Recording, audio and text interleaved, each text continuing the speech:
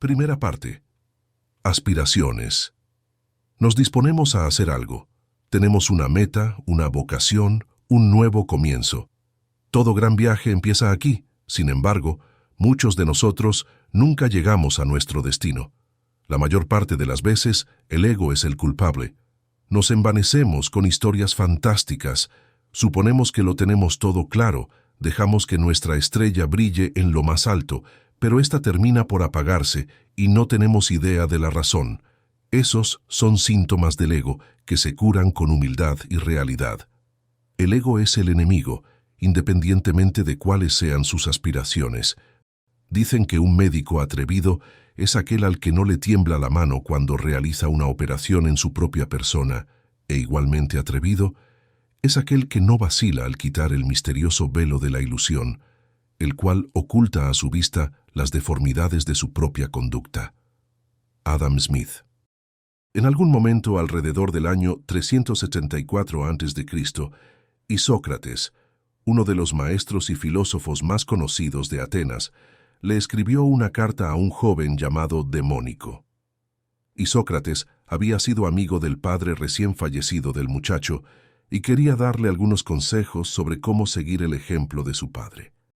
Los consejos iban de lo práctico a lo moral y todos fueron transmitidos en lo que Isócrates describía como máximas nobles. Estas eran, tal como él decía, preceptos para los años futuros. Como muchos de nosotros, Demónico era ambicioso, y Sócrates decidió escribirle porque el camino de la ambición puede ser peligroso, y Sócrates comienza informándole al joven que ningún adorno te conviene más que la modestia, la justicia y el autocontrol. Porque estas son las virtudes por las cuales, de acuerdo con el consenso de todos los hombres, se gobierna el carácter del joven. Practica el autocontrol, dice Isócrates, y le aconseja no caer bajo el influjo del mal carácter, el placer y el dolor, y aborrecer a los aduladores tanto como a los estafadores, porque los dos, cuando se ganan nuestra confianza, lastiman a quienes se fían de ellos. Isócrates quería que Demónico fuera afable en las relaciones con quienes se le aproximaba, y nunca altivo, porque ni siquiera los esclavos pueden soportar el orgullo de los arrogantes, y lento en la deliberación, pero rápido para llevar a cabo sus decisiones. Lo mejor que tenemos en nosotros es el buen juicio, le decía, y lo instaba constantemente a capacitar su intelecto, porque lo más grande en la brújula más pequeña es una mente sabia en un cuerpo humano. Algunos de sus consejos pueden sonar familiares, porque se abrieron camino por más de 2000 años hasta llegar a William Shakespeare, quien con frecuencia advertía sobre los peligros de que el ego se desbocara. De hecho, en Hamlet usó esta misma carta como modelo. Shakespeare citó a Isócrates casi literalmente a través de su personaje Polonio cuando aconseja a su hijo Laertes. Las famosas palabras de Polonio, que usted tal vez haya escuchado, se cierran con estos versos. Y sobre todo sé fiel a ti mismo, pues de ello se sigue como el día a la noche, que no podrás ser falso con nadie. Adiós. Mi bendición madure esto en ti.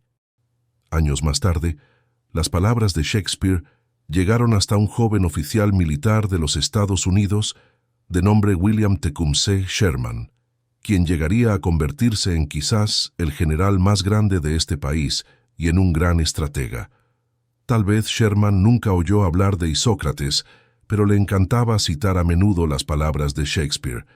Al igual que el padre de Demónico, el de Sherman murió cuando él era muy joven. Al igual que Demónico, Sherman fue acogido por un anciano sabio, Thomas Ewing, un futuro senador de los Estados Unidos y amigo de su padre, que se ofreció a adoptarlo y educarlo como si fuera su hijo. Lo más interesante de Sherman es que, a pesar de las conexiones que tenía, durante la mayor parte de su vida, casi nadie habría podido predecir que llegaría a donde llegó, y mucho menos que un día tendría que tomar la inesperada decisión de rechazar la presidencia de los Estados Unidos. A diferencia de un Napoleón que irrumpió en el panorama como por arte de magia y desapareció en medio del fracaso con la misma rapidez, el ascenso de Sherman fue lento y gradual.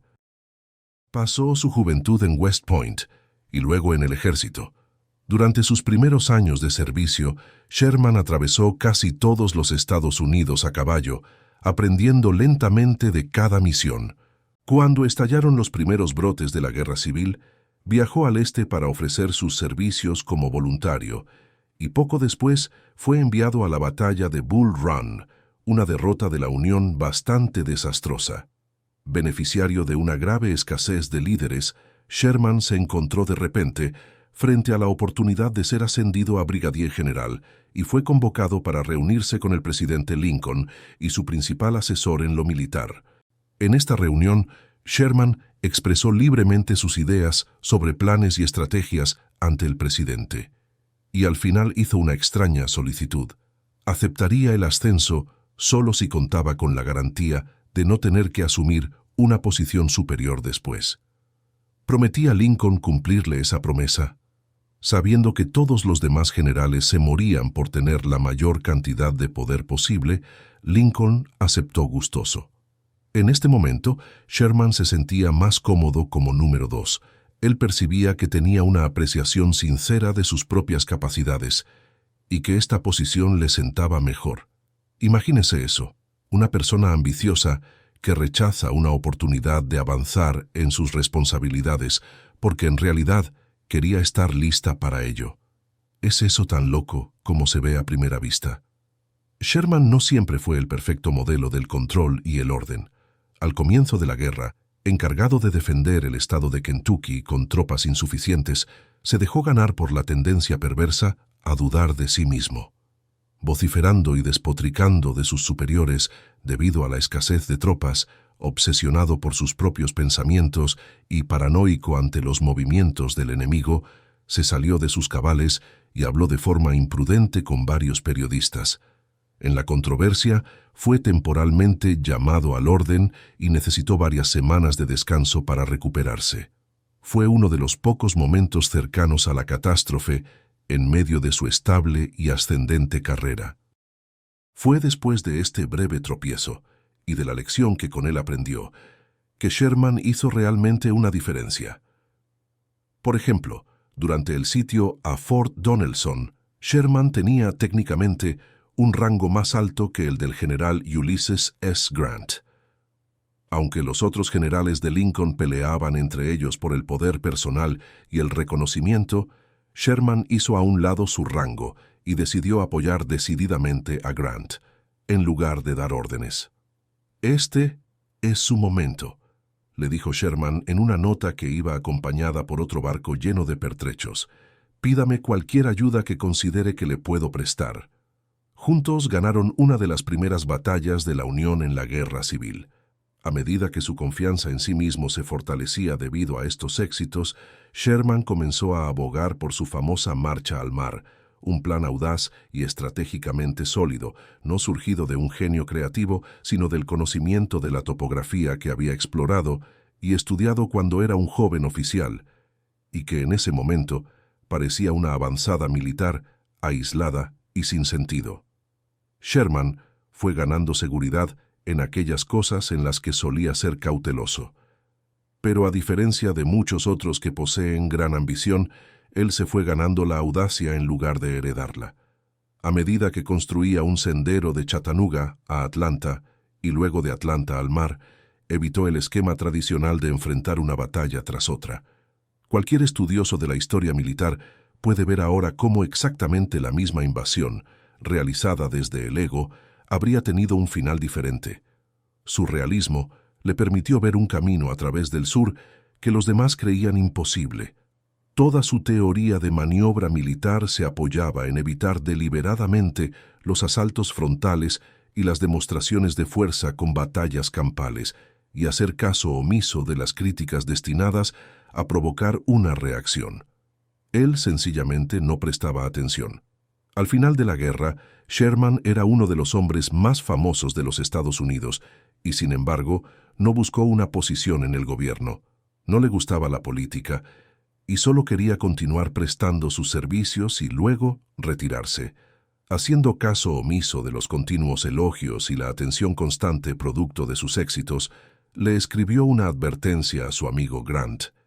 «Sé natural y sé tú mismo, y esta reluciente adulación será como la brisa pasajera del mar en un caluroso día de verano.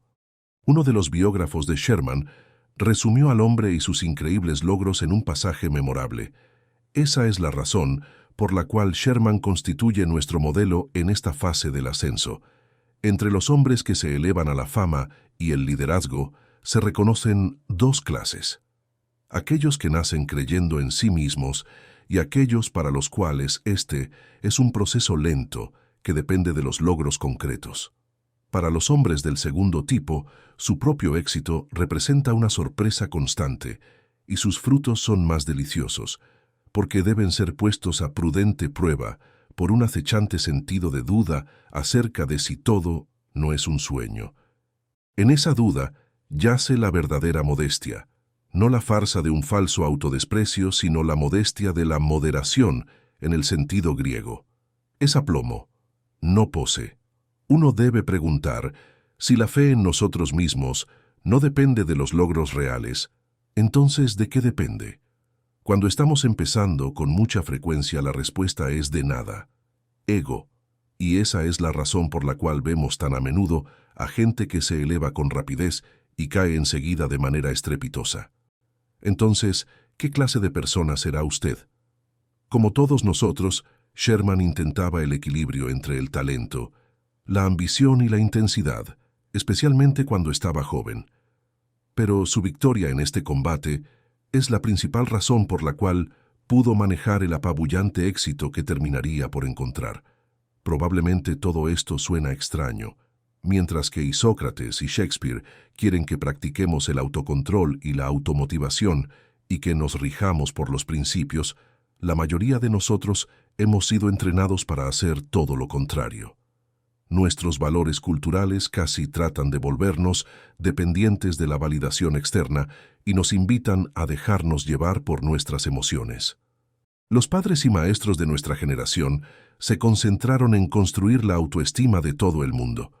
A partir de ahí, los tópicos de nuestros gurús y nuestras figuras públicas han buscado casi exclusivamente llenarnos de inspiración, darnos ánimo y asegurarnos que podemos hacer lo que sea que nos propongamos hacer. Pero en realidad eso lo vuelve a uno débil. Sí, a usted también, con todo su talento y su potencial como chico maravilla o chica que va a llegar lejos. Aquí damos por sentado que usted tiene un futuro prometedor. Esa es la razón por la cual aterrizó en la prestigiosa universidad a la que asiste ahora, por la cual consiguió la financiación que necesita para su negocio, por la que fue contratado o ascendido y tiene ahora la oportunidad maravillosa que le tocó en suerte. Tal como dice Irving Berlin, el talento solo es el punto de partida. La pregunta es, ¿será usted capaz de sacarle todo el provecho posible? ¿O acaso se convertirá en su peor enemigo? Apagará usted la llama que está empezando a arder. Lo que vemos en Sherman es un hombre profundamente conectado con la realidad, un hombre que salió de la nada y logró cosas grandes sin sentir nunca que, de alguna manera, tenía derecho a recibir esos honores.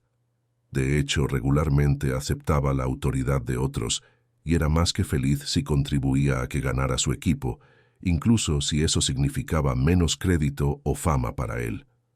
Es triste pensar que las generaciones jóvenes aprendieron sobre el glorioso ataque de la caballería de Pickett, un ataque confederado que fracasó, pero desconocen, o peor aún, desprecian, el modelo realista y tranquilo de Sherman. Se podría decir que la capacidad de evaluar las habilidades propias es la más importante de todas.